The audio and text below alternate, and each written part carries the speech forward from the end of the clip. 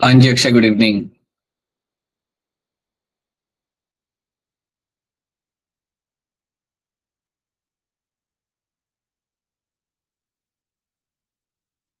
Alright, सो चलिए यहाँ से हमारा स्टार्ट करते हैं। So let's start with this portion of your DNA replication. तो पहला जो टॉपिक हम यहाँ पे कवर करेंगे वो आपका यहाँ पे रहेगा डीएनए रेप्लिकेशन का। So that is the topic we are going to start with. अब जब हम बात करते हैं हमारे डीएनए रेप्लिकेशन की, तो आपको कई सारे यहाँ पे एंजाइम्स या कई सारे प्रोटीन्स की आपके यहाँ पे जरूरत होती है। So you can have your enzyme like your DNA polymerase. यहाँ से ही आपकी कहानी स्टार्ट होगी। You will find this is the one which will be used over here for replication. तो डीएनए पॉलीमरेज हम यहाँ पे इस्तेमाल करेंगे। अब डीएनए पॉलीमरेज आपका काम करता है किस डायरेक्शन के अंदर? It will always work your 5' to 3' direction. बिल्कुल सही, इस डायरेक्शन के अंदर आपका यहाँ पे डीएनए पॉलीमरेज आपका यहाँ पे काम करेगा। So this is my DNA polymerase. Then you will find, अगर आपको अपना करना है अपना, if you have to carry out your replication, then you also need some other enzyme as well. जैसे कि आपने एक एंजाइम का नाम सुना होगा जो था आपका यहाँ पे हेलिकेज। हेलिकेज को हम इवन कहते हैं एज अनवाइंडेज, बिकॉज ये अनवाइंड करता है आपके डीएनए स्ट्रैंड को। सो डीएनए स्ट्रैंड्स को खोलने में, अनवाइंड करने में आपके यहाँ पे मदद करेगा। So helicase is other name of the enzyme over here. Then you have the third enzyme which is called as my topoisomerase. So topoisomerase आपका यहाँ पे तीसरा एंजाइम है जिसकी मदद से हम क्या करेंगे? What is this enzyme is known for? remove the remove unbinding supercoiling. को रिमूव करते हैं। बिल्कुल सही, टोपोइसोमरेज जहाँ जाता है आपके सुपर कॉइलिंग को रिमूव करने के लिए। So you have helicase, topoisomerase, these are the enzyme which are very essential during the replication. Helicase आपके दो स्ट्रैंड्स को यहाँ पे अलग करेगा। टोपोइसोमरेज जो आपका यहाँ पे होगा वो आपकी जो रेप्लिकेशन फोक के आगे जो सुपर कॉइलिंग हो रही होगी उसे वो अनवाइंड करेगा, उसे वो खोलेगा, उसे वो ब्रेक करेगा। तो सुपर कॉइलिंग को रिमूव करता है। यहाँ पे एक बार फिर हम मेंशन कर देते हैं this is something known to remove your supercoiling. So ये आपका यहाँ पे रिमूव करेगा सुपर कॉइलिंग।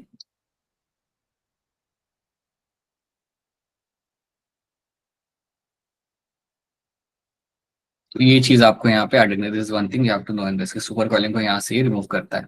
इसके बाद आपको यहाँ पे याद रखना है कि आपने देख लिया कि ये सारे मेरे एंजाइम्स हो गए। Then you also have some protein. एक प्रोटीन का यहाँ पे नाम होता है single stranded binding protein. So SSB protein करके आपका यहाँ पे प्रोटीन होगा, और ये प्रोटीन का यहाँ पे काम होता है कि वो दो स्ट्रैंड्स को आपको यहाँ पे सेपरेट करके रखेगा। So two strands will remain away from each other with the help of my single stranded binding protein. तो आपको जो सिंगल स्ट्रैंडेड बाइंडिंग प्रोटीन यहाँ पे होगा उसका काम ही होता है कि आपके दोनों स्ट्रैंड्स को सेपरेट करने के बाद उन्हें वो वहां पे अलग रहेगा, जो हम आगे जाके देख लेंगे। Along with that, you will have your enzyme जिसका नाम होता है आपका यहाँ पे RNA primase. So you have an enzyme called as my RNA primase. और RNA प्राइमेस जो आपका यहाँ पे एंजाइम होगा ये आपको बना के देगा एक short sequence of my primer. ये आपको एक प्राइमर बना के देगा, और ये जो प्राइमर आपको यहाँ पे बना के मिलेगा ये आपका एक स्मॉल सीक्वेंस होगा आपके आरएनए का।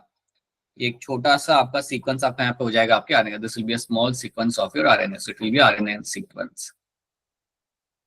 डीएनए के अंदर आरएनए का सीक्वेंस लगाना पड़ता है। And then you have one more enzyme जो आपके बीच में जो गैप्स होते हैं उनको फिल करता है। That is my DNA ligase. So DNA ligase मेरा यहाँ पे अगला एंजाइम है जो मेरे बीच में जो गैप्स रहेंगे उनको वहां पे वो फिल करेगा। So this DNA ligase is going to be an enzyme which is going to fill the gaps within the DNA molecules. ठीक है, अब डीएनए रेप्लिकेशन स्टार्ट करने के लिए याद रखना these are the things you need to have. इतने like enzymes proteins आपके यहाँ पे मदद करते हैं आपका रेप्लिकेशन कराने के लिए। और उसके अलावा ये भी याद रखना कि आपके डीएनए स्ट्रैंड्स कितना बड़ा होता है। सो ई कोलाई के अंदर तो आप जानते हो ये 4.6 × 10⁶ बेस पर आपको मिल जाता है, और एक ई कोलाई को रेप्लिकेट करने के लिए लगते हैं वहां पे सिर्फ 20 minute. Only 20 minutes have been taken by the E coli to replicate itself. Humans की अगर मैं बात करूंगा तो 6.6 × 10⁹ बेस पर आपको मिल रहे हैं यहाँ पे। एक सेल डिवीजन को करने के लिए आपके लगते हैं टोटल 24 आवर्स, जिसमें से 23 आवर्स तो आपके लग जाते हैं इंटरफेस के अंदर ही। And then you have your 1 hour which is to be taken care by my mitosis. So याद रखना ह्यूमंस में इतने आपके बेस पर आपको मिल रहे हैं यहाँ पे, इकोलाई में इतने कम आपको मिल रहे हैं। इकोलाई में डिवीजन आपका जल्दी हो भी जाता है बिकॉज नंबर ऑफ बेस पर आपके यहाँ पे कम होता है। नाउ अगर मैं यहाँ पे बात करता हूँ polymer of nucleotide, that is going to be a DNA polymerase जो आपके यहाँ पे होगा। So 2000 base pair per second बनाने की इसकी यहाँ पे कैपेसिटी होती है। सो आपका जो डीएनए पॉलीमरेज यहाँ पे होगा it has a potential to add 2000 base pair per second, ये इतने आपके डालता है बेस पेयर हर सेकेंड में, that is what my DNA polymerase is known for. ठीक है, और ये मैं यहाँ पे बात कर रहा हूँ, that is something I am talking in terms of the E coli. अब याद रखना, जब आप इतने तेजी से अगर आपने यहाँ पे बेस पेयर अगर आप लगा रहे हो, देन आपको दो चीजों का ध्यान रखना पड़ता है। You have to take into account the accuracy and the speed. Speed और एक्यूरेसी का यहाँ पे ध्यान रखना आपके लिए यहाँ पे काफी ज्यादा जरूरी है, दैट जो भी आप यहाँ पे कर रहे हो आप काफी तेजी से कर रहे हो and you are doing with the right accuracy. क्योंकि अगर आपने कोई एरर लाया है यहाँ पे, then that is a problem. So DNA polymerase बहुत फास्ट काम करता है, स्पीड से काम करता है, और वो एक्यूरेसी के साथ भी काम करता है। So that is what DNA polymerase is known for. It will just make a polymer of nucleotide, ये एक लंबा सा पॉलीमर आपको बना के देगा। So that is something given in the NCERT, already देख चुके हो, so let's not waste time on that. तो अनप्रीत बताइए क्या सवाल है आपका? सर पीछे से पिछली स्लाइड निकालना, वहाँ पे लिखा है ना कि 20 मिनट्स डिवाइड, तो वो डिवाइड के अंदर ही डीएनए रेप्लिकेशन भी 20 नहीं, मिनट में it will take 18 minutes, it will take 18 minutes and बाकी का डिपेंड का टाइम। ठीक है, ओके एनसीईआरटी में मेंशन किया हुआ बेटा, एनसीईआरटी में मेंशन किया हुआ है। Alright, yes then you have over here your triphosphate, right? Deoxyribonucleotide triphosphate आपको यहाँ पे मिल जाएंगे। So you have your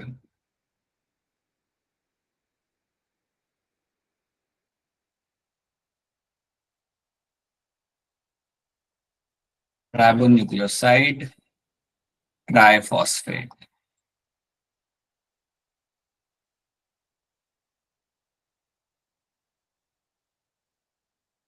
अब ये जो डीऑक्सीराइबोन्यूक्लियोसाइड ट्राइफॉस्फेट जो आपको यहाँ पे बना के रखा हुआ है, जैसे एक यहाँ पे बना के रखा हुआ है, इसको हम दो तरीके से यूज करते हैं। इसके दो काम यहाँ पे होते हैं।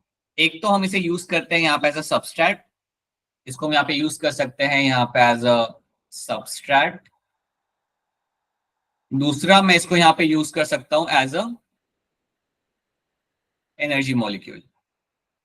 इसके दो काम आपको यहाँ पे याद रखने हैं। इसको मैं यहाँ पे यूज कर सकता हूँ एज अ सबस्ट्रेट, या फिर मैं इसे यहाँ पे इवन यूज कर सकता हूँ एज एनर्जी मॉलिक्यूल। आपको याद रखना है कि ये जो आपके पास डीऑक्सीराइबोन्यूक्लियोसाइड ट्राइफॉस्फेट है, इनको ही हम जोड़ जोड़ के बनाएंगे हमारे यहाँ पे डीएनए मॉलिक्यूल। इन सबको जोड़ के हम बनाते हैं, हमारे यहाँ पे पॉलीमर हमारा बनाते हैं। सो जो लंबा जो हमें जो स्ट्रैंड बन के मिलता है डीएनए का, वो इन सबको अटैच करके मिलता है। अब आपने ये चीज तो आपने पढ़ी है सब लोगों ने, कि आपका जो बॉन्डिंग होता है, दो न्यूक्लियोटाइड का जो बॉन्डिंग होगा, that is between the pi dash and the 3' region। pi dash and 3' region के अंदर आपका यहाँ पे बॉन्डिंग होता है, राइट। 3' में आपका होता है OH और 5' के अंदर आपका यहाँ पे होता है फॉस्फेट। सो इनके बीच में आपको यहाँ पे बॉन्डिंग होते हुए आपको मिलेगा, जो हम यहाँ पे देख सकते हैं। तो देखो आपके पास यहाँ पे एक न्यूक्लियोटाइड यहाँ पे खड़ा है, जैसे ही उसके पास डीऑक्सीराइबोन्यूक्लियोसाइड ट्राइफॉस्फेट आया, so now you will find there will be a bonding happening with the this OH। ये OH यहाँ पे है, थर्ड कार्बन का जो OH आपका यहाँ पे होगा, ये आपका यहाँ पे बॉन्ड फॉर्म करेगा। This is going to be forming the bond with this phosphate over here. ये फॉस्फेट के साथ यहाँ पे वो बॉन्ड फॉर्म करेगा। अब जब मेरा ट्राइफॉस्फेट यहाँ पे आया, तो याद रखना what will happen, you will find कि आपका यहाँ पे ट्राइफॉस्फेट में से आपके दो फॉस्फेट निकल जाएंगे। सो माय पायरोफॉस्फेट जो मेरे यहाँ पे है, the pyrophosphate which I have over here, they will get removed. So my pyrophosphate will get removed. अब जैसे ही मेरा यहाँ पे पायरोफॉस्फेट यहाँ से निकल जाता है, जैसे मेरे यहाँ पे दो फॉस्फेट यहाँ पे निकल गए, अब बेसिकली क्या रह गया मेरा, यहाँ पे जो न्यूक्लियोटाइड था वो इसके साथ यहाँ पे मेरा जुड़ चुका है। और जब मेरे दो फॉस्फेट को मैं यहाँ पे निकालूंगा, तो वो टाइम पे मुझे यहाँ पे एक एनर्जी जनरेट होती है, and that is something used for forming the bond. तो यहाँ पे आपका 3' और 5' कार्बन के बीच में जो आपका यहाँ पे बॉन्ड फॉर्म हो रहा है, जो आपका 3' और 5' कार्बन के बीच आपका बॉन्ड फॉर्म हो रहा है, ये बॉन्ड को हम क्या बोलते हैं? What kind of bond it is going to be? Phosphoester bond. Diester bond, that is going to be called as my phosphodiester bond। बिल्कुल सही। तो यहाँ पे मेरा phosphodiester bond मेरे यहाँ पे बन, so because of this phosphodiester bond, अब मेरे यहाँ पे दो जो मेरे यहाँ पे न्यूक्लियोटाइड है वो मेरे यहाँ पे जुड़ चुके हैं। So now I have this two nucleotides which have joined to each other, right? अब जब मेरे यहाँ पे दो न्यूक्लियोटाइड मेरे यहाँ पे जुड़ चुके हैं, अब मेरे तीसरे न्यूक्लियोटाइड को यहाँ पे आके अटैच होना होगा, तो सेम चीज यहाँ पे होगी। मेरे यहाँ पे जो थर्ड कार्बन पे जो मेरे यहाँ पे OH होगा, थर्ड कार्बन पे जो मेरे यहाँ पे OH होगा, this will target the another triphosphate वाले न्यूक्लियोटाइड को। So it will again target your deoxyribonucleoside triphosphate को ये टारगेट करेगा, और वहां पे एक नया बॉन्ड फॉर्म करेगा, और यहाँ पे दो पायरोफॉस्फेट जो मेरे यहाँ पे लगे हुए वो मेरे यहाँ पे निकल जाएंगे। तो सेम इवेंट आपका यहाँ पे होगा, same thing you will find happening over here, और इस तरीके से आपका एक और बॉन्ड आपका फॉर्म होगा। इस तरीके से आपका पॉलीमर हम लोग बनाएंगे। That is how you will make a polymer over here. अब आपको याद रखना है कि जब भी आपको ये पॉलीमर बनाया जाता है, whenever you make this polymer, so polymer आपका हमेशा डीएनए के रहेंगे आपके एंटी पैरेलल। सो अगर एक पॉलीमर आपका बन रहा है यहाँ पे फ्रॉम 5' to 3' डायरेक्शन में, अगर आपका एक स्ट्रैंड होता है, देन यू नो दैट कि दूसरा स्ट्रैंड मेरा जो यहाँ पे होगा, that will be from your 3' to 5' direction. तो ये बात आपको यहाँ पे याद रखनी है। This two strand which have been formed over there, they will be formed in opposite direction. They will be formed in the opposite direction, 5' to 3' and 3' to 5' direction में आपके यहाँ पे स्टैंड बनेंगे। तो चलिए देखते हैं, let's ignore this questions right now, और यहाँ पे हम देखते हैं। Let's start with DNA replication कि अब यहाँ पे आपका होगा क्या। अब जब आप डीएनए रेप्लिकेशन एक्चुअली में स्टार्ट करोगे, तो सबसे पहले याद रखना कि आपके डीएनए के अंदर, like you have your DNA molecule, आपका ये दो स्ट्रैंड्स जो आपको यहाँ पे दिख रहे हैं, these are the strands of my DNA molecule. और इस डीएनए के ऊपर आपको कुछ रीजन्स होंगे जहां से डीएनए रेप्लिकेशन आपका स्टार्ट होगा। ये रीजन्स को हम बोलते हैं यहाँ पे as a ORI. This regions over there जहां से आपका रेप्लिकेशन स्टार्ट होता है, इनको हम बोलते हैं यहाँ पे एज अ ओआरआई। ओआरआई का फुल फॉर्म क्या होता है? Origin of replication, right. और यहाँ पे आके बैठेगा मेरा helicase enzyme. So origin of replication जो मेरी यहाँ पे लोकेशन है, इसके ऊपर आके बैठता है मेरा सबसे पहला enzyme, and that enzyme is going to be my helicase enzyme. तो सबसे पहले जो यहाँ पे आके बैठेगा, that is going to be the helicase enzyme. तो हेलिकेज एंजाइम आके अपने आप को यहाँ पे सेटल कराएगा ऑन दिस पर्टिकुलर ओआरआई। अब हेलिकेज जब आपका यहाँ पे आके बैठ रहा है, तो क्या करेगा, ये आपके दो स्ट्रैंड्स में यहाँ पे अनवाइंड करेगा।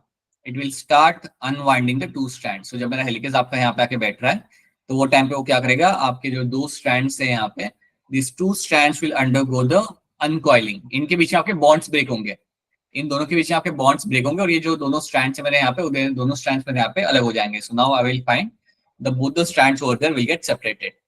अब जब मेरे यहाँ पे दो स्ट्रैंड सेपरेट हो गए, तो दोनों स्ट्रैंड्स को अलग रखने के लिए आपको यहाँ पे एक प्रोटीन की हेल्प चाहिए होती है, and that protein is going to be my single stranded binding protein. तो यहाँ पे जो मेरा प्रोटीन इन्वॉल्व है, that is a single stranded binding protein.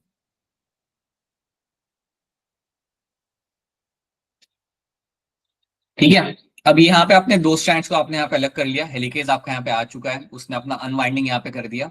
अब जैसे ही आप अपने स्ट्रैंड को अनवाइंड करना चालू करते हो, देखो अब यहाँ पे क्या हो रहा है, इसको हम इवन बोल सकते हैं यहाँ पे एज अ रेप्लिकेशन फोक। यहाँ पे आपका बन चुका है आपका रेप्लिकेशन फोक।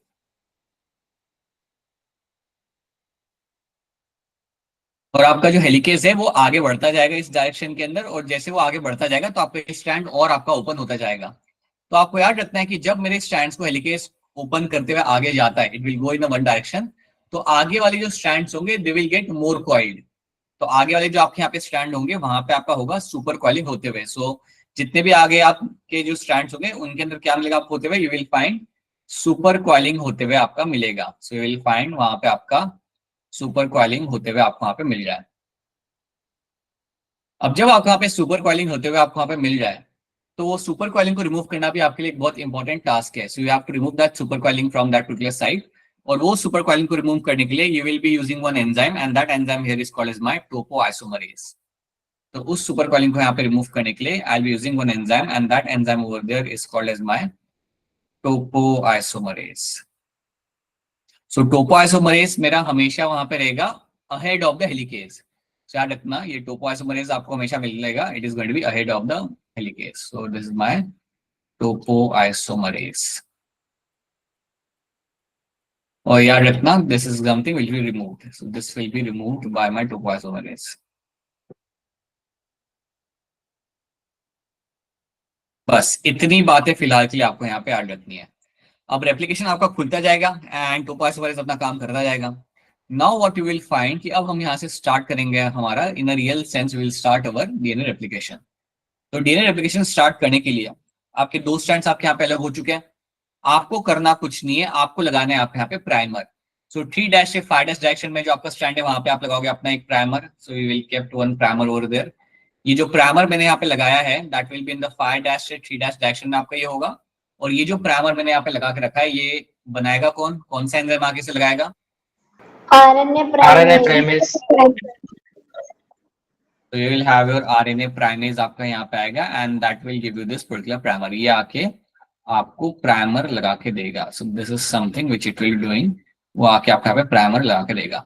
एक बार आपने अपने यहाँ पे प्राइमर लगा दिया, once you have added your primer over there, so primer लगाने के बाद आपको यहाँ पे याद रखना है कि यहाँ पे एक स्ट्रैंड के ऊपर तो एक ही प्राइमर लगेगा। ओके, जैसे ही आपका प्राइमर लग गया तो इसके ऊपर आके बैठेगा आपका DNA polymerase. So now my DNA polymerase will come and sit over there. My DNA polymerase will come and sit over there.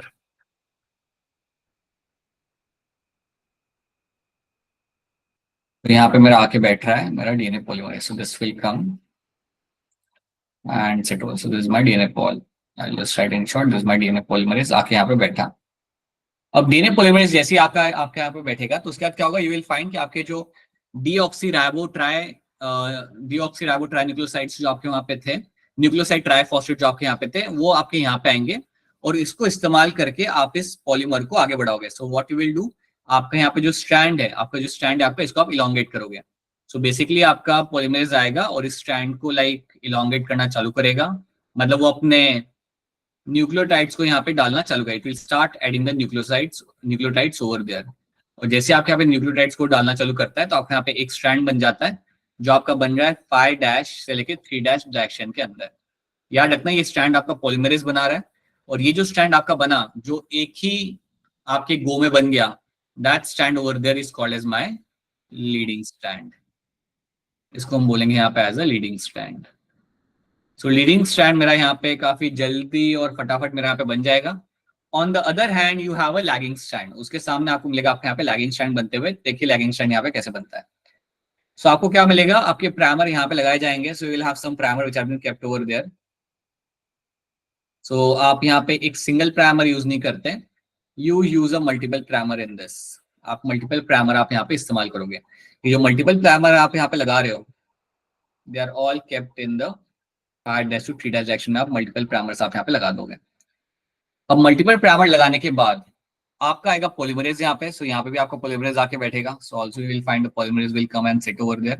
और पॉलीमरेज फिर अपना यहाँ पे डीएनए स्ट्रैंड डालना चालू करेगा। अब डीएनए स्ट्रैंड आपके यहाँ पे बनाए जाएंगे फ्रेगमेंट्स के अंदर। तो यहाँ से आपका इतना स्ट्रैंड आपका बन गया, फिर पॉलीमरेज आया यहाँ से इतना स्ट्रैंड बनाया। देखो पॉलीमरेज एक ही डायरेक्शन में काम कर सकता है 5' to 3' और वही वो कर रहा है। डायरेक्शन उसका चेंज नहीं हुआ, इवन दो आप कॉम्प्लीमेंट्री स्ट्रैंड यहाँ पे बना रहे हो, बट पॉलीमरेज का डायरेक्शन यहाँ पे कभी भी आपका चेंज नहीं होगा। It is always working in my 5' से 3' डायरेक्शन के अंदर। सो डीएनए पॉलीमरेज जो आपका यहाँ पे होता है, this will always going to work in one particular direction, that is your 5' से लेके 3' के अंदर ये अपना काम करेगा हमेशा। अब आपके फ्रेगमेंट्स आपके यहाँ पे बन चुके हैं। अब जो फ्रेगमेंट्स आपके सामने यहाँ पे हमने बना लिए हैं, इन फ्रेगमेंट्स का एक नाम होता है। तो इन फ्रेगमेंट्स को हम यहाँ पे क्या बोलते हैं? राइट, फ्रेगमेंट्स को हम बोलेंगे यहाँ पे as Okazaki fragment. So this fragments over there is called as my Okazaki fragments. और इस तरीके से फ्रेगमेंट बाय फ्रेगमेंट जब हम यहाँ पे स्ट्रैंड बनाते हैं, so this strand over there is called as my lagging strand. यहाँ पे आपका जो स्ट्रैंड बन के आ रहा है, that is going to be called as my lagging strand. तो यहाँ पे आपको बन रहा है आपका यहाँ पे लैगिंग स्ट्रैंड।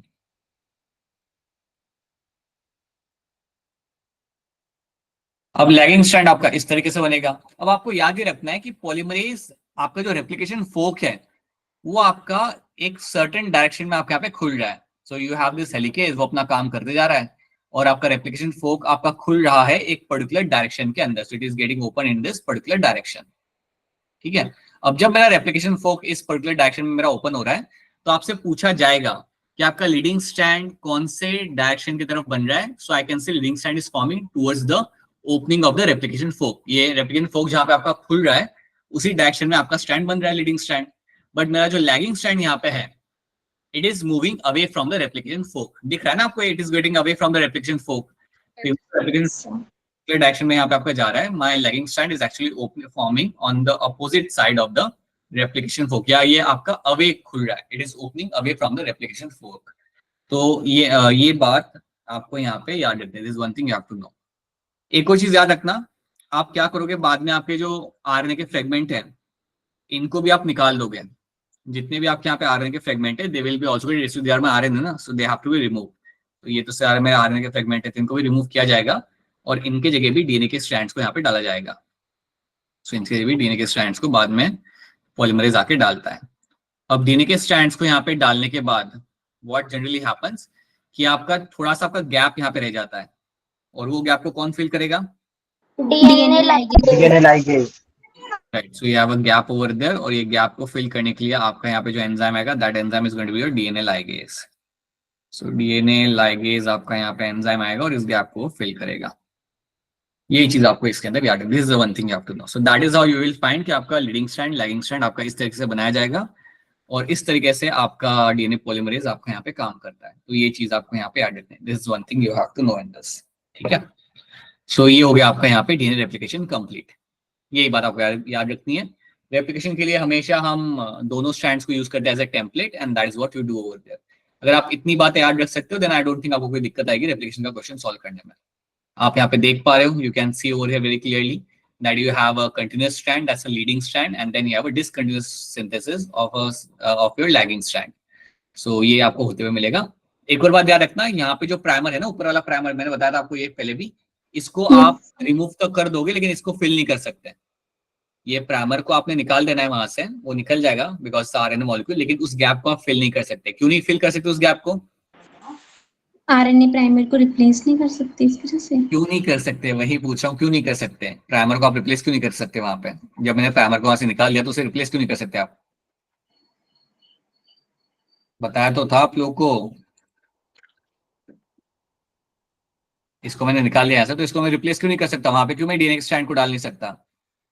5 to 3 बोलो बोलो, क्लियरली बोलो, बताइए। तनप्रीत, दीक्षा, क्या हो गया? रेंज ये बात बताई थी नहीं बताई थी आपको क्लास में? अभी भी कुछ नहीं बोलेंगे बच्चे, अभी ये भी नहीं बोल सकते कि बताई थी, याद तो नहीं रहा मैं। सो यू विल फाइंड कि आपका डीएनए पॉलीमरेज कभी भी आपका 3' से 5' में स्टैंड नहीं डाल सकता, राइट? और आपका हमेशा वो काम करता है इन 5' to 3' direction. So that is why आप यहाँ पे वो गैप फिल नहीं कर सकते। आपका डीएनए पॉलीमरेज हमेशा काम करता है इन 5' to 3' डायरेक्शन। लेकिन ये तो आपका यहाँ पे गैप फ्री हो गया। यहाँ पे जो गैप है वहां पे आपको क्या दिख रहा है? ये है 3OH ग्रुप आपको यहाँ पे दिख रहा है। सो it will have in the opposite direction आपका यहाँ पे आ जाएगा। सो बेसिकली आपने यहाँ पे ये 3' नहीं दिखेगा आपका, यहाँ पे ये निकल गया यहाँ से, तो आपका यहाँ पे क्या दिखेगा? आपको 5' दिखेगा आपको। So the only thing you will find over there is going to be a 5' and आपको यहाँ पे मिलेगा। तो ये जो मेरा यहाँ पे एंड होगा, this will be a 5' and. अब मेरा 5' अगर यहाँ पे है तो मैं कहाँ से मेरे पॉलीमरेज को बोलूंगा कि वहां पे वो डाल सके? सो it will not work in opposite direction, that is why आप यहाँ पे ऐड नहीं कर सकते। कुछ याद आ रहा है या नहीं आ रहा? अभी भी याद? Yes sir, yes sir. वापस पढ़ाना पड़ेगा, ये भी बता दो कि नहीं सर पढ़ा दो पूरा chapter. So this is what you find happening in this. So that is your DNA replication and these are the events you have to understand. यहाँ पे एमिनेशन चल रहा है, हाँ चल रहा है। ये देखो आपका हेलिकेज वापस आया, लैगिंग स्ट्रैंड, प्राइमेज आया। एक जगह पे एक ही प्राइमर से काम हो जाता है, दूसरी जगह पे आपको मल्टीपल प्राइमर्स आपको लगाने पड़ते हैं। That is something you have to know. So this is how your DNA replication is going to work. Question से आपके एक दो क्वेश्चन हम यहाँ पे कर लेते हैं। During DNA replication Okazaki fragment are used to elongate. ये ओकासाकी फ्रेगमेंट जो आपके होते हैं यहाँ पे, ये इलोंगेट कौन से डायरेक्शन में आपके यहाँ पे करते हैं, या किस स्ट्रैंड को यहाँ पे इलोंगेट करते हैं? बताइए Rani. Sir option C. Option C आपका यहाँ पे सी आंसर है, lagging strand away from the replication fork. ये आपका यहाँ पे करते हैं। So this is something you will find happening. Method of DNA replication in which two strands of DNA separate and synthesis a new strand। जो DNA replication का जो method है उसको हम क्या बोल सकते हैं? ABCD क्या होगा इसका आंसर? बताओ दीक्षा।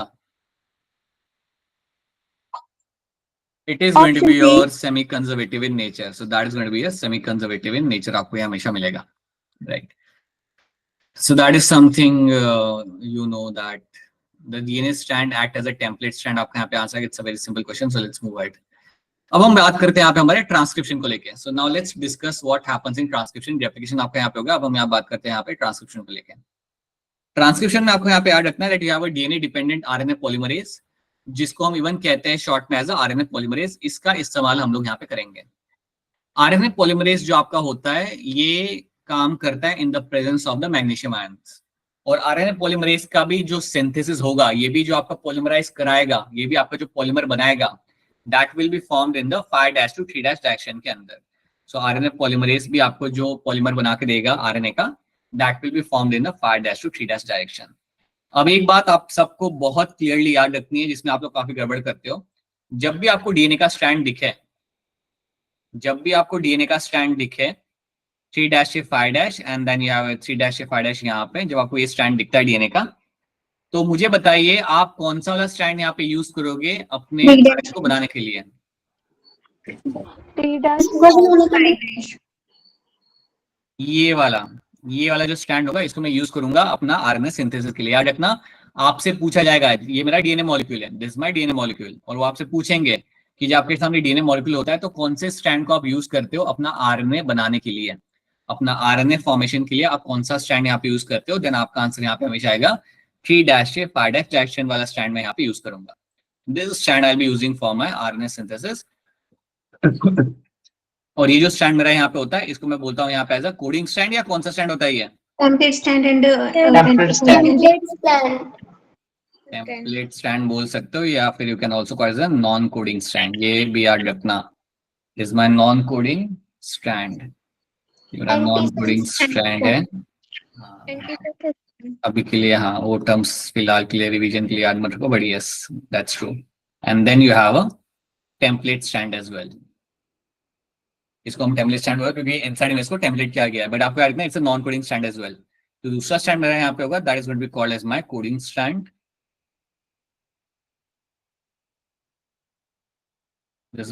Coding stand over there. और जो कोडिंग स्टैंड मेरे यहाँ पे होता है उससे हम कुछ कोड नहीं कर रहे होते हैं, that is not actually use for any kind of RNA formation. Transcription में आपको इतना तो याद रखना है कि आप डीएनए को यूज करते हो यहाँ पे, एंड अल्टीमेटली आप आपको बना के दोगे, अपने आप को बना के दोगे अपना यहाँ पे RNA, will make RNA. RNA single stand होगा या डबल स्टैंड होगा? सिंगल स्टैंडर्ड होता है आपका आरएनए हमेशा, चाहे वो कोई भी हो, it is going to be single stranded. Alright, चलिए। So now let's have a look over here. एक ट्रांसक्रिप्शन यूनिट जो होता है आपका in DNA is defined by primary by 3 regions, promoter, structural gene and terminator. ये 3 regions आपको मिलता है आपके डीएनए के अंदर। सो you have a non coding strand, you have a coding strand, ये आपको यहाँ पे दिख जाएगा हमेशा। प्लीज याद रखना, हमेशा हम नॉन कोडिंग स्ट्रैंड को यूज करके हम बनाते हैं हमारा यहाँ पे, we make our RNA molecule, that is something you have to know. इसको ही हम यूज करेंगे एज ए टेम्पलेट और आरएनए मॉलिक्यूल हम यहाँ पे बनाएंगे। अब याद रखना कि आपके डीएनए के अंदर यू हैव दिस 3 रीजन्स, एक है प्रमोटर सीक्वेंस, एक है आपका terminator, and then you have a बीच में आपको मिलेगा आपके यहाँ पे स्ट्रक्चरल जीन। और जहां से आपका ट्रांसक्रिप्शन स्टार्ट होता है, जहां पे आपका जीन स्टार्ट होता है, वो होता है आपका ट्रांसक्रिप्शनल स्टार्ट साइट। यहां से आपका ट्रांसक्रिप्शन आपका स्टार्ट होगा, ठीक है। तो देखो, you have a promoter over here, आपका प्रमोटर हम यहाँ पे बना लेते हैं। सो you have a promoter, you have a terminator,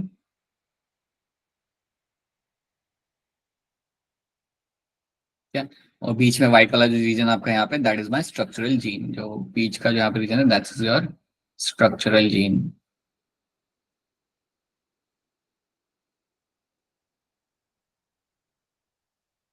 यहां से आपका स्टार्टिंग पॉइंट है, this is the starting point जहां से आपका ट्रांसक्रिप्शन स्टार्ट होगा। आपको याद ये रखना है कि इसके पहले वाला जो मेरा रीजन होगा, what ever I am finding before the starting point के पीछे जो भी मुझे यहाँ पे मिल रहा है, that area is called as my upstream area. That area over here is called as your upstream area, या मैं इसको यहाँ पे इवन इसे बोल सकता हूँ एज अ अपस्ट्रीम रीजन। कुछ याद आ रहा है, हमने किया था अपस्ट्रीम। सिमिलरली जहां से मेरा ट्रांसक्रिप्शन स्टार्ट होगा, उसके राइट साइड में जो भी मेरा यहाँ पे एरिया होगा, उसे हम क्या बोलेंगे? राइट, उसे हम बोलेंगे यहाँ पे as a downstream. So that area over there is called as my downstream region. So upstream downstream आपको मालूम रखना है, बिकॉज आपके सामने सवाल ऐसे ही आएगा कि अपस्ट्रीम में आपका क्या मिल रहा है देखने के लिए आपको, यहाँ पे डाउनस्ट्रीम में आपको क्या मिल रहा है यहाँ पे देखने के लिए। So that kind of question they will give you. So upstream में you will be having certain sequence will be seen over there, right, कुछ चीज आपको मिल जाती है, डाउनस्ट्रीम में आपको कुछ मिल जाता है। सो अपस्ट्रीम में याद रखना यू हैव द प्रमोटर, ये स्टार्टिंग पॉइंट से पीछे का जो एरिया है, that is all my upstream. याद रखना, स्टार्टिंग पॉइंट से पीछे का जो भी मेरा यहाँ पे एरिया है, that is all going to be my upstream. ये सारा का सारा एरिया मेरे यहाँ पे अपस्ट्रीम है। तो आपसे पूछा जाएगा कि अपस्ट्रीम में आपको क्या मिलता है, तो आपका आंसर यहाँ पे होगा अपस्ट्रीम में मुझे मिलेगा मेरे यहाँ पे promoter. Promoter is something I will very clearly find in the upstream. उसके साथ साथ आपको बताना है कि उसके साथ I can also find something called as my enhancer sequence. हाँ एनहांसर, राइट, उसके साथ साथ मेरा यहाँ पे एक और सीक्वेंस मुझे यहाँ पे मिल सकता है, and that sequence over there is called as my enhancer. अब कोई बताएगा एनहांसर जनरली यहाँ पे करता क्या है? इंक्रीज Sir, द वो optimize करता है। रेट ऑफ नेक्स्ट ट्रांसक्रिप्शन को। Right, increase the rate of transcription आपका यहाँ पे करेगा आपका enhancer.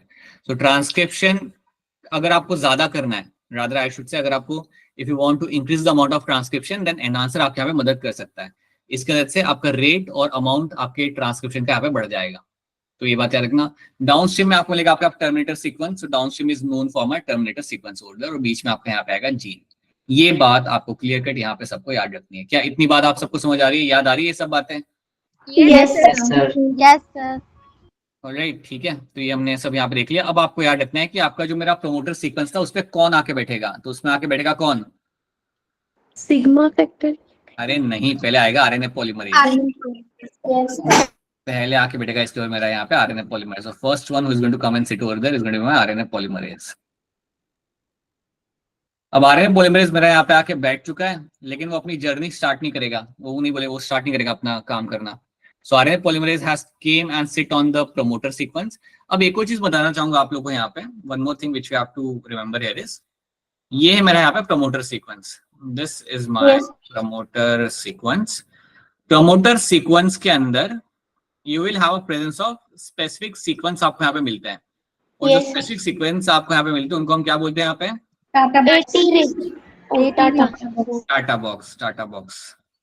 Those sequence over there are called as my Tata box. तो इन सीक्वेंस को हम बोलेंगे यहाँ पे TATA box, which are my 80 rich sequence, और ये आपको हर एक स्पीशीज में आपको ये सीक्वेंस आपको मिल जाता है। आरएनए पॉलीमरेज आएगा, अपने आप को यहाँ पे अटैच करेगा, लेकिन वो अपनी कहानी या अपनी जर्नी या ट्रांसक्रिप्शन अपने यहाँ पे स्टार्ट नहीं करेगा। आके बैठ चुका है वो, लेकिन ट्रांसक्रिप्शन वो अपना यहाँ पे स्टार्ट नहीं करेगा जब तक यहाँ पे नहीं आता मेरा सिग्मा फैक्टर। तो जब तक मेरे आरएनए पॉलीमरेज के ऊपर आके बैठता नहीं है मेरा यहाँ पे sigma factor, so until the sigma factor comes and sit on this, जब तक मेरा सिग्मा फैक्टर आके यहाँ पे बैठेगा नहीं तब तक मेरा ट्रांसक्रिप्शन स्टार्ट नहीं होगा। तो याद रखना, सिग्मा फैक्टर आपका होता है एक प्रोटीन ही होता है, और ये प्रोटीन की वजह से ही आपका स्टार्ट होता है आपका ट्रांसक्रिप्शन। सो याद रखना, this is going to be a sigma factor. Sigma factor आया और आके बैठा, और तब आपका ट्रांसक्रिप्शन आपके यहाँ पे स्टार्ट होगा। चलिए थोड़ा और इसको आगे देखते हैं, व्हाट इज हैपनिंग।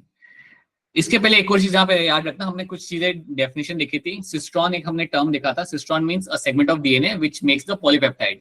एक वो सेगमेंट डीएनए का जहां से आपको प्रोटीन बनते हुए मिलेगा, उसको हम बोलते हैं यहाँ पे सिस्ट्रॉन। जीन जब मैं टर्म यूज करता हूँ ना, तो जीन एक काफी कॉमन या I would say generic term है। जीन अगर मैं यहाँ पे टर्म यूज कर रहा हूँ, then it's a segment of DNA which can make RNA, protein, जो भी बना रहा है उसे हम जीन कहते हैं। तो अगर एक पर्टिकुलर सेगमेंट है डीएनए का जहां से आपका सिर्फ आरएनए बन रहा है, या अगर मैं कहूंगा आरएनए भी बन रहा है, प्रोटीन भी बन रहा है, तो उसको मैं जीन टर्म यूज कर सकता हूँ। लेकिन अगर कोई एक सेगमेंट है और अगर मैं कह रहा हूँ कि ये जो डीएनए का सेगमेंट है इसे मैं सिस्ट्रॉन कह रहा हूँ, तो समझ जाना वहां से प्रोटीन बनते हुए मिलेगा, वहां से प्रोटीन बनते हुए मुझे हमेशा मिलेगा। A gene can make either RNA और a protein, but a cistron is only going to make a protein. तो ये बात आपको याद रखनी है। And then you have a term like a monocistronic. So हमारा जैसे हमारा जो यूकैरियोट्स होते हैं we are going to be monocistronic. हमारे एक स्ट्रक्चरल जीन में से आपका एक ही प्रोटीन बनके आपको वहां पे मिलता है। So we are all going to be having the monocistronic condition in this. ठीक है, पॉलीसिस्टोनिक कंडीशन आपको मिलती है, more than one polypeptide is seen in my prokaryotes. उनके अंदर लाइक एक जीन में से you can have multiple proteins can be formed, so that's a polycistronic condition you can find over there. So ये चीज आपको यहाँ पे रखनी है याद। And now let's see what will be happening. So RNA polymerase की हम बात करते हैं थोड़ा सा यहाँ पे।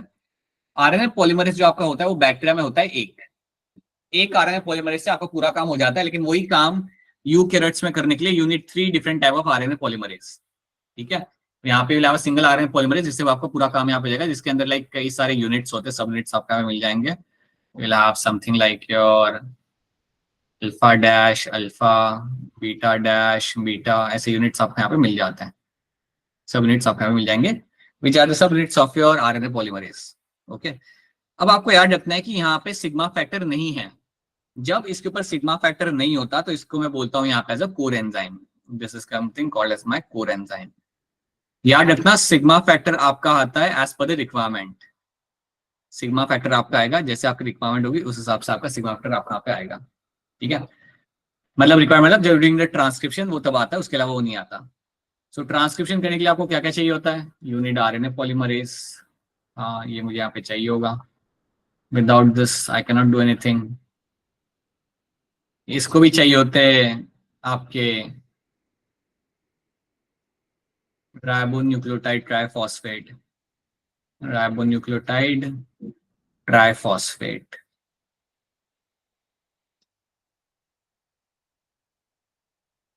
इनको भी चाहिए होते हैं वो ट्राइफॉस्फेट, और यहाँ पे भी उनको उनको ही तो हम यूज करेंगे यहाँ पे to make the polymer, to make the RNA. So इनको भी यहाँ पे आपको यूज करना पड़ता है।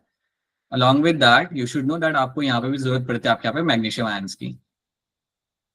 मैग्नीशियम आयंस की आपको यहाँ पे भी आपको जरूरत पड़ जाएगी। ठीक है, अब मेरा पॉलीमरेज यहाँ पे आएगा।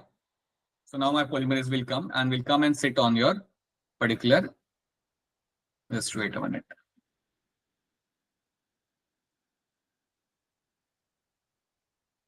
मेरा पॉलीमरेज यहाँ पे आके मेरा बैठ चुका है, और जब मेरा पॉलीमरेज मेरा यहाँ पे आके बैठ चुका है, अब यहाँ पे क्या होगा, इट विल स्टार्ट मूविंग जब मेरा सिग्मा फैक्टर इसके ऊपर आके बैठेगा। जैसे मेरा सिग्मा फैक्टर आके बैठता है या मेरा पॉलीमरेज मेरा आगे बढ़ना यहाँ पे चालू करेगा। अब जब मेरा पॉलीमरेज यहाँ पे आगे बढ़ना चालू करेगा, so when my polymerase will start moving forward, तो आगे बढ़ते हुए जैसे वो जीन के ऊपर आएगा तो वहां से वो आरएनए बनाना चालू करेगा। It will start making the mRNA. यहाँ पे अपना मैसेंजर आरएनए वो यहाँ पे अपना बनाना चालू करता है। अलग अलग टाइप के आरएनए बना सकता है, बट फिलहाल हम समझते हैं it is making the messenger RNA. और याद रखना आपका जो मैसेंजर आरएनए यहाँ पे बन के निकल रहा होगा, सो बेसिकली आप 3' से 5' वाले स्ट्रैंड को आप यहाँ पे ऑब्जर्व करोगे, और उसको देख के आप उसके अगेंस्ट आप एक अपना मैसेंजर आरएनए आप यहाँ पे बना लोगे, which will be in the 5' to 3' direction के अंदर। आरएनए पॉलीमरेज मेरा ट्रैवल करते हुए आगे जाएगा और अल्टीमेटली जाके रुकेगा एट द टर्मिनेटर सीक्वेंस के ऊपर। अब जैसे मेरा आरएनए पॉलीमरेज आया और जैसे ये आके रुका मेरे टर्मिनेटर सीक्वेंस के ऊपर, अब आपको यहाँ पे याद रखना है that now what will be happening over there. जैसे मेरा आरएनए पॉलीमरेज यहाँ पे आता है, जैसे मेरा आरएनए पॉलीमरेज यहाँ पे आके रुकता है, then what will be happening here is कि अब आपको ट्रांसक्रिप्शन बंद करना है। अब ट्रांसक्रिप्शन को बंद करने के लिए you need the help of terminator factor which is called as my rho factor. So rho factor अभी आपका यहाँ पे आएगा, this is called as my rho factor. So rho factor अभी आपका यहाँ पे आएगा and will come and sit on the RNA polymerase. जैसे ही रो फैक्टर मेरा आरएनए पॉलीमरेज के ऊपर आके बैठता है, तो वो टाइम पे मेरा आरएनए पॉलीमरेज वहां से निकल जाएगा, आपका ट्रांसक्रिप्शन आपके यहाँ पे खत्म हो जाएगा, और आपका जो एमआरएनए था वो आपका बन के जो रेडी हो गया था वो आपके यहाँ पे रिलीज हो जाएगा। सो this is what you find happening कि आपका एमआरएनए आपके यहाँ पे बन के रेडी हो चुका है। So now you have formed your mRNA which has been ready over there. ये आपका बन गया। This is what you find happening in this. ये चीज आपको यहाँ पे होती मिलेगी, और इस तरीके से आपका एमआरएनए हम हमारे यहाँ पे बना लेंगे। याद रखना ये सब करने के लिए बैक्टीरिया के अंदर देखो सिग्मा फैक्टर रो फैक्टर का रोल याद रखना, और ये आपको मिलेंगे सिर्फ बैक्टीरिया के अंदर। यूकैरियोट्स में ये सब नहीं इन्वॉल्व नहीं होते हैं। तो देखा जाए जो इन दैट केस अगर देखा जाए तो आप जो ट्रांसक्रिप्शन आप पढ़ रहे हो that is actually a transcription of your bacteria, क्योंकि यूकैरियोटिक ट्रांसक्रिप्शन तो ज्यादा कॉम्प्लेक्स होता है। So that is something you are studying right now. तो यहाँ पे आपका एमआरएनए बन चुका है and this is the story which you have to know. ठीक है, इनिशिएशन होता है सिग्मा फैक्टर से, इलोंगेशन में आप करोगे पॉलीमराइजेशन ऑफ एमआरएनए आप बनाओगे वहां पे, and thymine will be replace by the uracil. ये बात याद रखना कि आरएनए के अंदर आपको थायमिन कभी नहीं मिलेगा, you will have the formation of the uracil. तो एक काम करो, मुझे आप एक काम करके बताओ मुझे यहाँ पे, लेट्स डू वन थिंग। मुझे आप लोग बताओ, अगर आपके पास है यहाँ पे एक डीएनए स्ट्रैंड, ठीक है मेरा डीएनए स्ट्रैंड है, और यहाँ पे ये मेरा वही है, this is my coding strand, और यहाँ पे मेरा लगा हुआ है सीक्वेंस आपका यहाँ पे ATGGCCA। अगर ये मेरा यहाँ पे सीक्वेंस है, ठीक है, मैं इसका let me make a one more strand, let me make a compliment strand. ये मेरा डीएनए सीक्वेंस है मेरा यहाँ पे, इसके सामने लगा हुआ है मेरा यहाँ पे TACCGGT।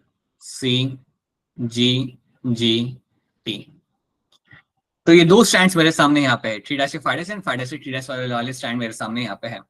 जब दो स्ट्रैंड मेरे यहाँ पे होते हैं, when you have this two strands in front of me, then you have to understand कि अब मैं अपने ट्रांसक्रिप्शन करने के लिए मैं यूज करूंगा हमेशा मेरे यहाँ पे 3' से 5' वाले स्टैंड को, बिकॉज ये जो मेरे यहाँ पे स्टैंड है that is actually going to be my non coding stand, और नॉन कोडिंग स्टैंड को ही हम यहाँ पे यूज करते हैं, जिसको हम यूज करते हैं as a template stand.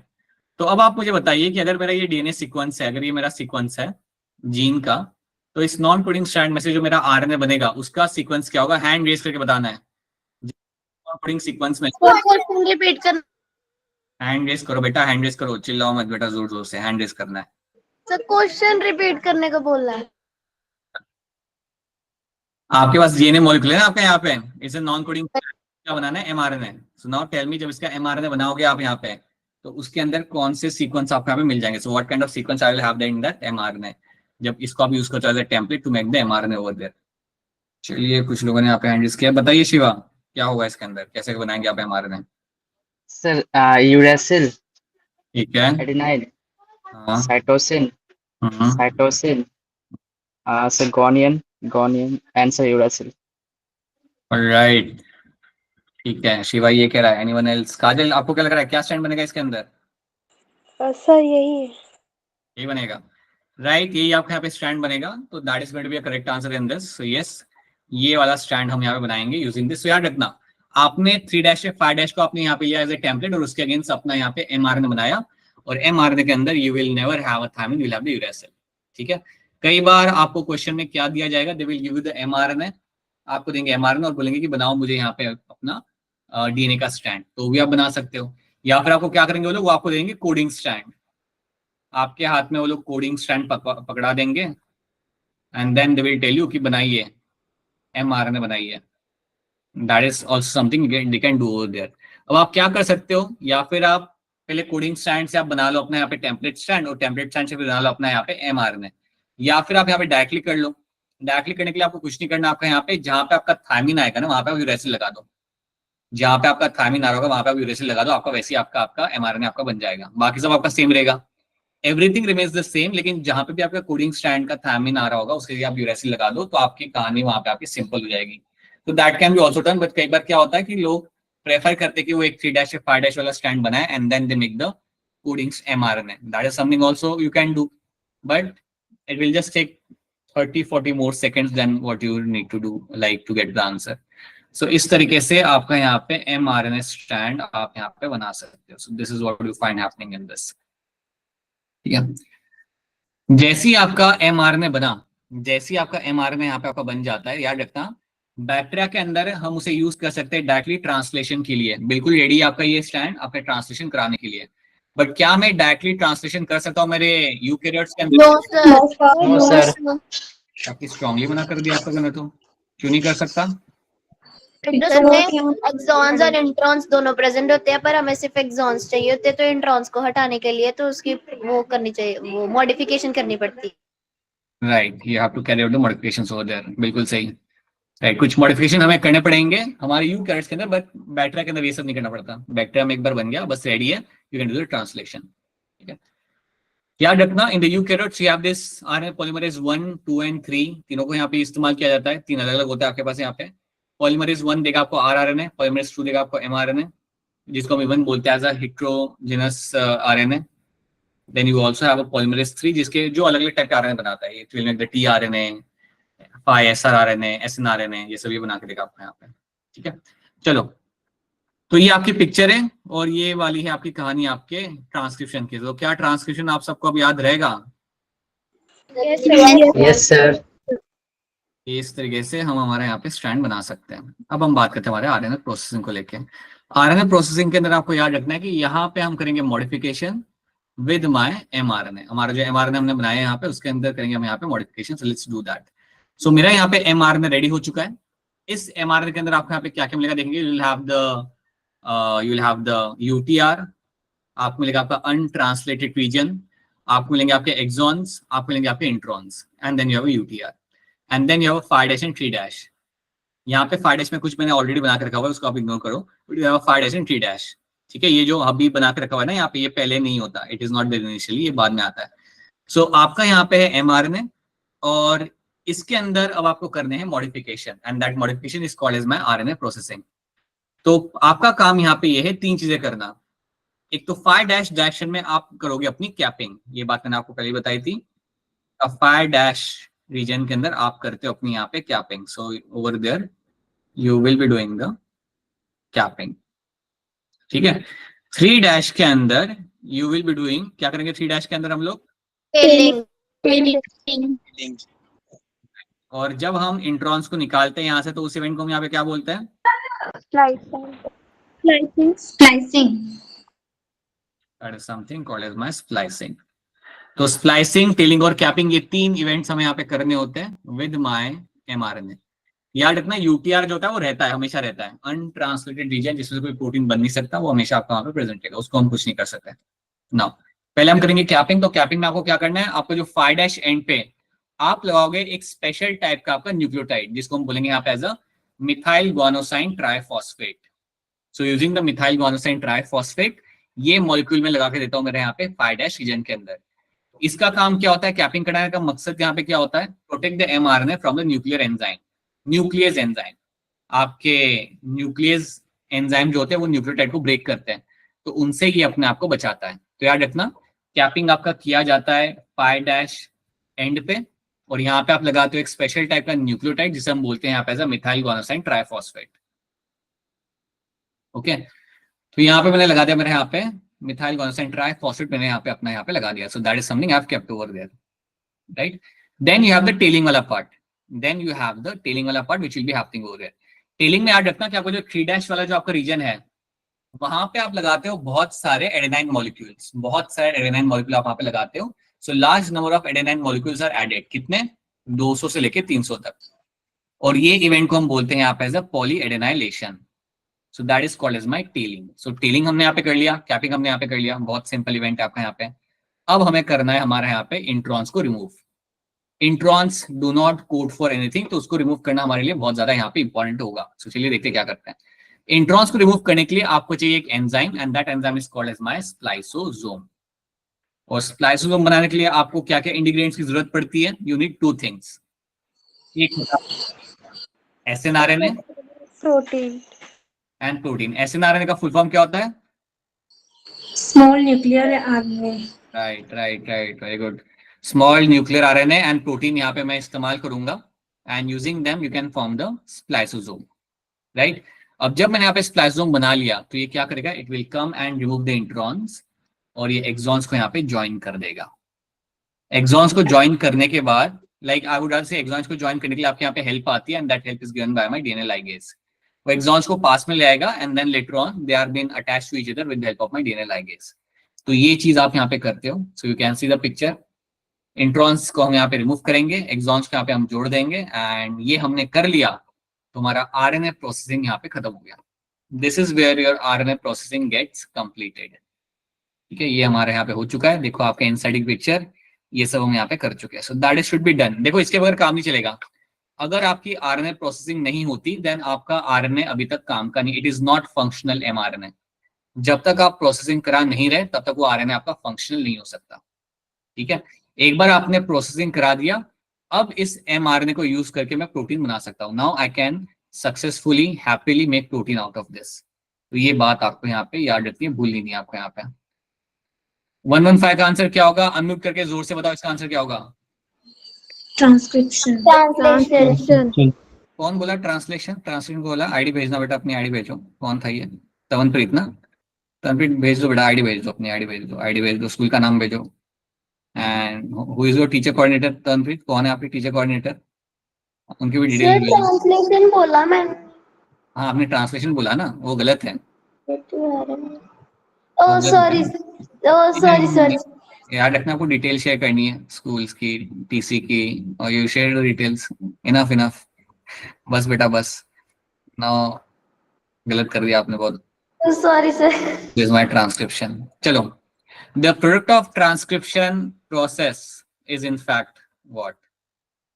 Sorry, the product of transcription process is in fact what? बताइए। जब ट्रांसक्रिप्शन आपका यहाँ पे होता है, देन एक्चुअली यहाँ पे क्या हो रहा है?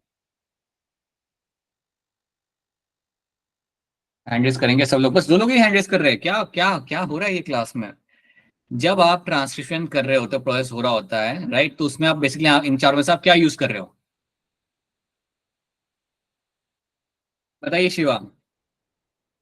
Option B. ऑप्शन बी ही आपका यहाँ पे सही आंसर है। Only a segment of DNA is copy to RNA.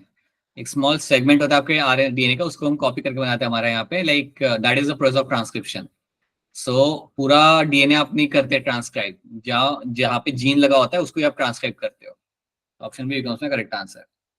In the process of transcription, the strand of DNA with the polarity dash act as a dash strand.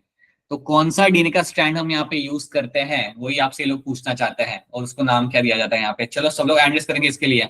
ऐसे नहीं चलेगा कि 4 लोग कर रहे हैं, बाकी 4 लोग खाना खा रहे हैं कि चलो अभी टाइम है, लेट्स हैव सम डिनर। ऐसे नहीं चलेगा। बोलो सिद्रा, क्या होगा इसका आंसर? 5 to 3 ऑप्शन डी। रानी क्या लग रहा है? Sir option D. जानवी क्या लग रहा है आपको?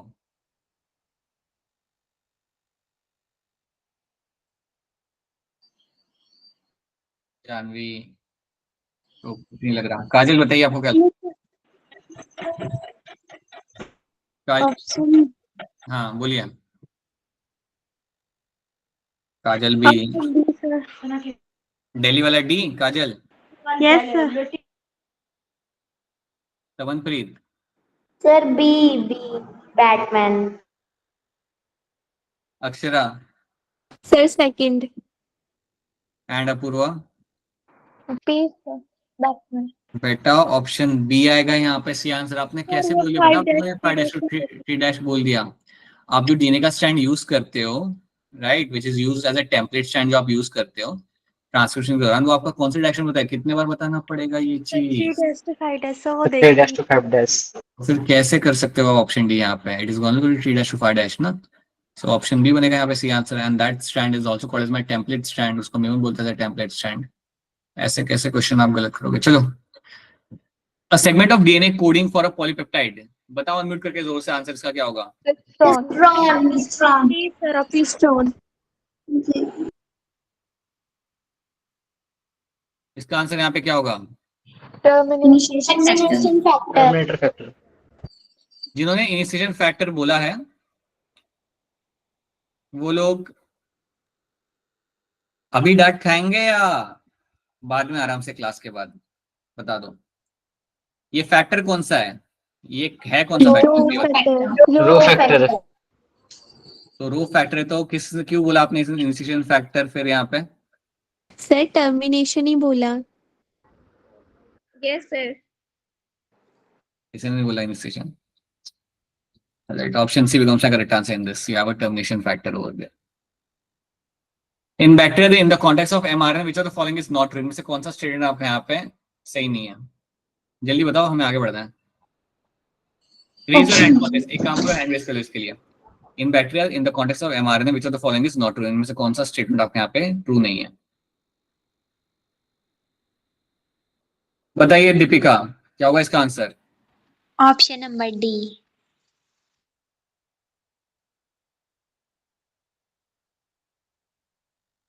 शिवा क्या लग रहा है? Sir B. तो पूछता ही है ऐसा लग रहा होता है। बताओ दीक्षा। Option D.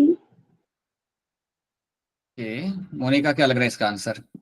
Option number B Batman. Janvi, sir D. In bacteria in context mRNA which of the following is not true? इनमें से कौन सा स्टेटमेंट आपके यहाँ पे सही नहीं है? अब ये वाला स्टेटमेंट आप यहाँ पे देखो, translation occurs only after transcription. ये बात तो सही है, यस सर। तो सही है ना? तो फिर आपका ऑल ऑफ द अबव कैसे आएगा इसके अंदर answer? Right, it is not something. अच्छा, अब इसमें एक आपका यहाँ पे वो आ सकता है, क्वेरी आ सकता है कि सर यहाँ पे लिखा हुआ है transcription and translation in a different compartment. तो जो भी हो जाए, आपका ऑप्शन डी तो आप यहाँ पे टिक नहीं कर सकते हैं। ऑप्शन बी आपका यहाँ पे बिल्कुल आपका यहाँ पे गलत है। You can see it's going to be very not true. ये आपका ट्रू नहीं है, क्योंकि post transcription modification are required like splicing, that is something which is not there in the bacteria, ठीक है। बल्कि स्टेटमेंट ए भी जो आपका यहाँ पे है ना, ये भी आपका यहाँ पे सही नहीं है एक्चुअली में, बिकॉज sir. आपके बैक्टीरिया के अंदर आपके पास न्यूक्लियस और साइटोप्लाज्म कोई लाइक आपका अलग अलग होता नहीं है, so that is also not true. But आप ऑप्शन डी तो आप नहीं कर सकते थे यहाँ पे, so yes you could have gone for B is the much more prominent answer or A but not D. ये अभी क्वेश्चंस आप लोग बाद में देख सकते हो, you can have a look at them later, अभी नहीं। Let's do the next thing. Genetic code हम यहाँ पे देख लेते हैं। जेनेटिक कोड आप यहाँ पे जानते हो, यहाँ पे हम क्या करेंगे, we will actually understand कि आप कैसे अपने DNA को स्ट्रैंड को यूज करते हो टू मेक द प्रोटीन। तो यहाँ पे हम देखते हैं कि कैसे आपका जो स्ट्रैंड है DNA का, उसको हम यहाँ पे यूज करते हैं to understand that how the proteins are getting formed, how the amino acids are getting formed. ठीक है? So during the replication and transcription, a nucleic acid is copied to form another nucleic acid. जब DNA replication हम करते हैं, transcription हम करते हैं, तो एक न्यूक्लिक एसिड में से हम न्यूक्लिक एसिड ही बनाते हैं। अभी हमें समझना है कि आपका प्रोटीन कैसे बनता है। So we have to now understand how the protein is getting formed. The process of translation requires a transfer of genetic information from the polymer of nucleotide, to a polymer of your amino acid. ठीक है? The process of translation requires a transfer of genetic information from the polymer of nucleotide to the polymer of your amino acid. ये करना आपके लिए यहाँ पे बहुत ज्यादा जरूरी है। कैसे किया जाता है वही हम यहाँ पे सीखेंगे। Neither does any complementary exist between the nucleotide and amino acid, nor can be drawn theoretically. So आप जानते हो कि आपका ये पता लगाना कि आपका डीएनए में से आपके अमाइनो एसिड कैसे डिटरमाइन किए जाते हैं एक प्रोटीन के, काफी मुश्किल है, बिकॉज कोई कॉम्प्लीमेंट्री बेस पेयरिंग यहाँ पर आपको नहीं मिलती, right. So that is something you know that. तो हम यहाँ पे डायरेक्टली उन लोगों की तरफ जाते हैं which have actually give some idea कि क्या होता है आपका जेनेटिक कोड। तो जो पहला नाम आपके सामने यहाँ पे आएगा, that name is going to be my Gamow, George Gamow. So कई सारे साइंटिस्ट, कई सारे लोग यहाँ पे इन्वॉल्व हुए थे इस चीज को समझने के लिए कि आप कैसे प्रोटीन बना पाते हो using the DNA strand. They have decided to know this and काफी लोग यहाँ पे इन्वॉल्व हुए थे। जॉर्ज गेमहाउ का नाम आपको यहाँ पे याद रखना है। ही वाज द वन जिन्होंने बोला था कि आपके जो 20 अमाइनो एसिड्स हैं, इनको बनाने के लिए आपका जो जेनेटिक कोड होता है वो आपका होता है ट्रिपलेट। क्या उन्होंने ये बात सही बोली थी या गलत बोली थी? सही बोली थी सर सही। राइट। और आपके जो 4 बेसिस होते हैं उनके थ्रू ही आप ये लाइक अपने अलग अलग ट्रिपलेट्स आप यहाँ पे बना सकते हो।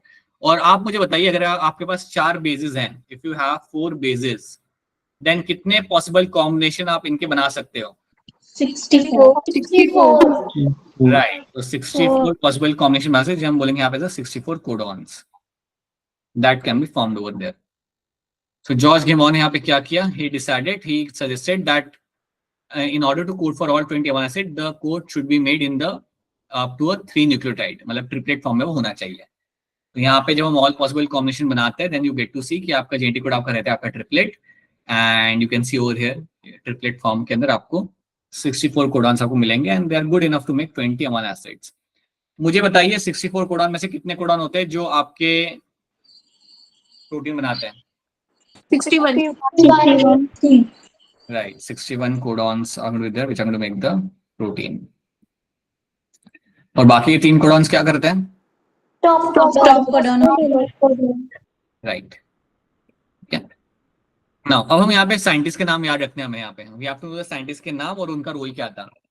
हरगोबिंद खुराना, जिसको हम हमेशा हरगोबिंद सिंह बोलते कई बार, हरगोबिंद खुराना जो हमारे यहाँ पे साइंटिस्ट हैं, इनका एक इंपॉर्टेंट काम यहाँ पे ये था, he actually played a very important role in creating the RNA molecule in the lab. He made certain kind of RNA molecules which were used to study the genetic code.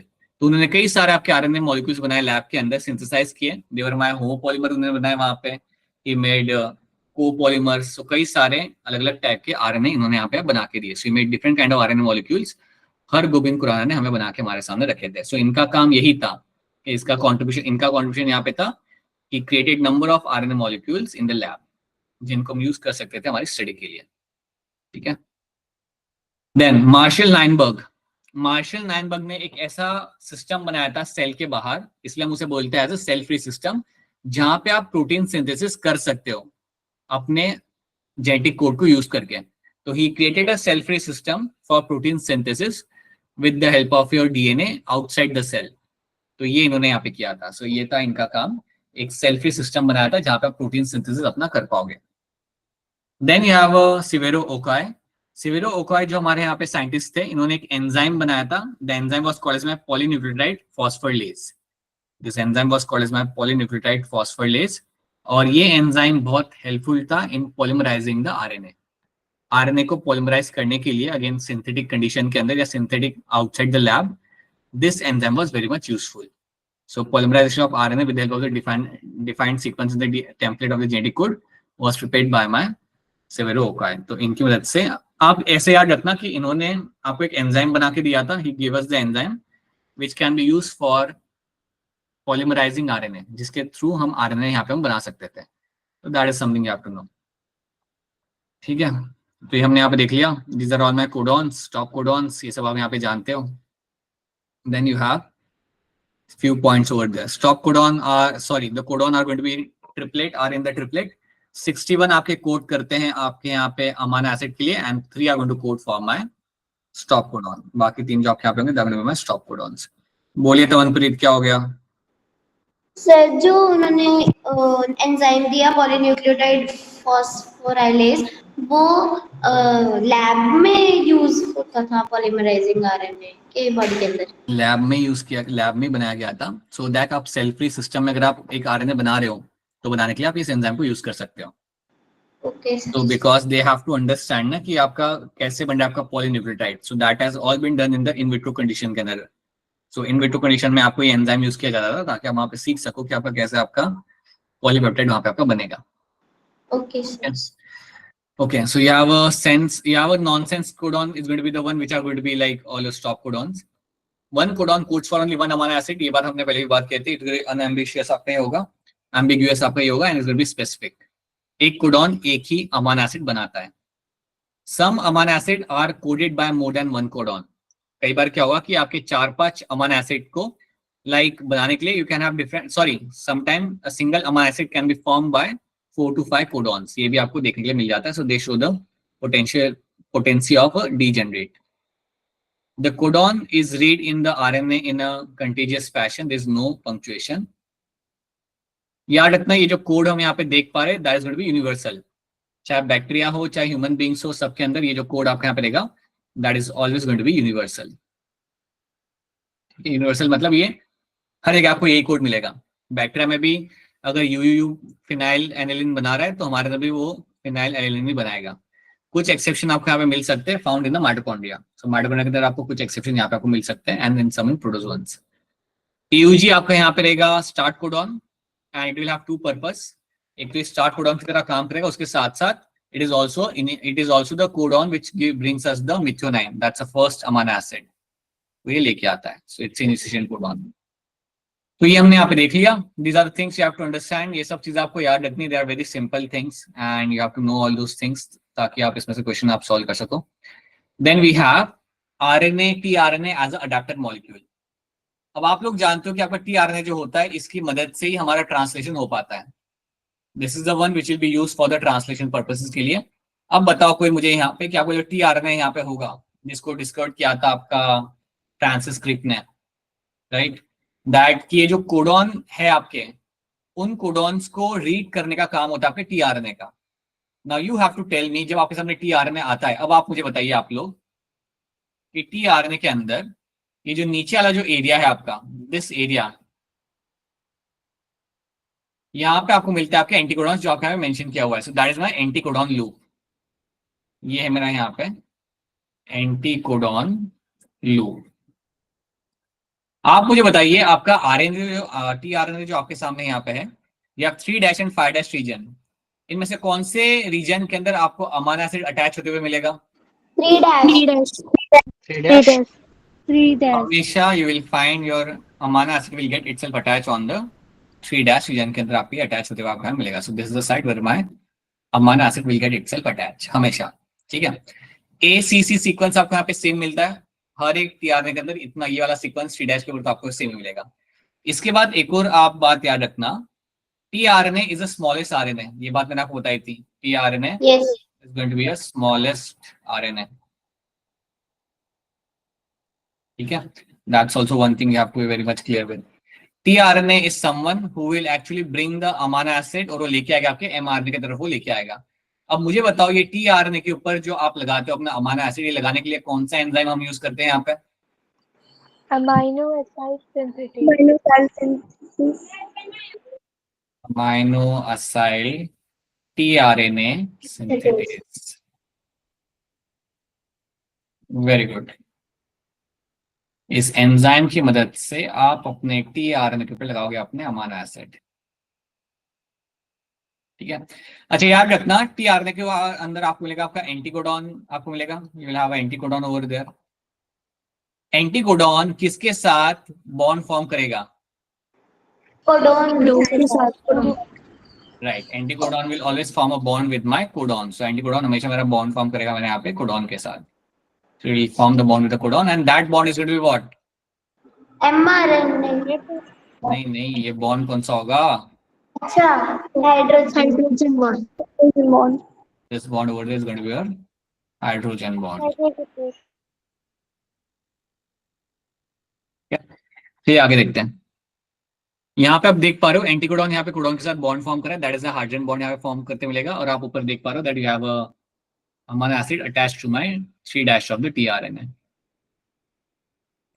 Crick postulated the presence of an adapter molecule that would, on the one hand, read the code, on the other hand, would bind to the specific amino acid. ये बात क्रिक ने बोली थी और जो उनकी बात यहाँ पे सही थी. So you can see the anticodon codon के जो आपको यहाँ पे bond formation आपको यहाँ पे मिल जाएगा.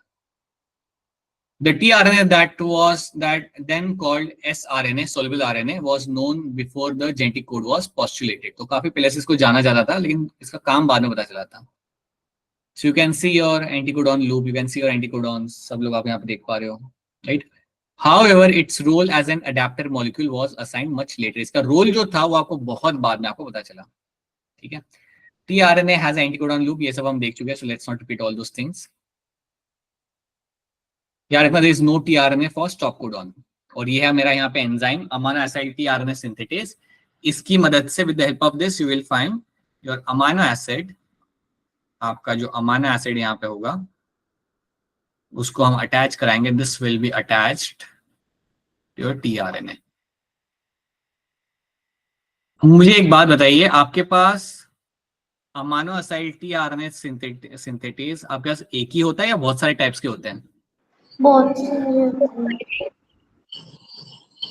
ज्यादा जोर से किसी का आंसर आया नहीं, बस तनप्रीत का थोड़ा सा आया. क्या कहते हो बाकी लोग? बहुत सारे सर टाइप ज्यादा टाइप होते हैं. सर, हर एक अमीनो एसिड का अपना स्पेसिफिक tRNA होता है. बहुत बढ़िया, राइट. हर एक अमाइनो एसिड का एक specific amino acid tRNA synthetase होगा. हर एक अमाइनो एसिड के लिए एक स्पेसिफिक एंजाइम आपका होता है. तो आपके एंजाइम में बहुत सारे होते हैं. tRNA तो होते ही है, tRNA तो बहुत सारे होते हैं आपके. बट ये भी याद रखना that for every amino acid you will have a specific amino acid tRNA synthetase. तो ये बात भी आपको यहाँ पे याद रखनी है. ठीक है? The secondary structure of tRNA has been depicted that it looks like a clover leaf, जो हम यहाँ पे देख सकते हैं. So these are the few things you have to know, right? In actual structure, the tRNA is compact molecule which looks like an inverted L. और याद रखना ये भी आपका सिंगल स्ट्रैंडेड ही होता है. जब बनता है तो बीच में आप हाइड्रोजन बॉन्ड यहाँ पे फॉर्म कर देते हो. ये प्लीज ये मत सोचना कि डबल स्ट्रैंडेड यहाँ पे बन चुका है. द ओनली थिंग इज कि बीच में आपको यहाँ पे हाइड्रोजन बॉन्ड्स आपको यहाँ पे दिख रहे हैं. And because of that it might look like this kind of structure you will get over there. आप को जान के खुशी होगी, लेकिन इसके अंदर भी आरएनए प्रोसेसिंग आपका यहाँ पे होता है. नाउ यू वुड थिंक इसमें खुशी होने वाली क्या बात है? खुशी इस बात की आपको होनी चाहिए कि हमें वो पढ़ना नहीं पड़ता यहाँ पे. But tRNA also undergoes RNA processing. हम सिर्फ पढ़ते हमारा RNA processing in terms of the mRNA. ठीक है? So that is something you have to know. So you will have these arms over there. You have these arms, anticodon, codon, and like you have anticodon arm याद रखना है. DHU arm आपको यहाँ पे याद नहीं रखना है.